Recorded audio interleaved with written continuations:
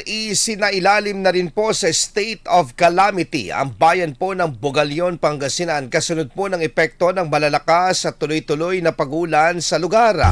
Inaprubahan po ng Sangguniang Bayan noong Agosto 19 ang Resolution number 123 Series of 2026 na nagdideklara po ng state of calamity sa buong bayan ng Bugalyon.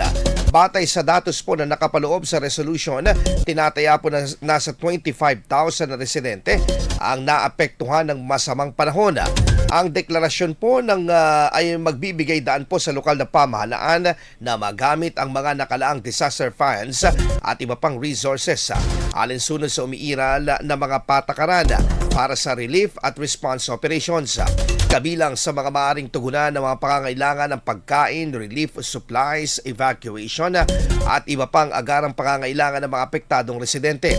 Sa deklarasyon ng Bugalyon, 4 na lugar sa Pangasinan ang naiulat na nasa ilalim ng state of calamity, kasamang Santa Barbara, Mangaldan at Dagupan City.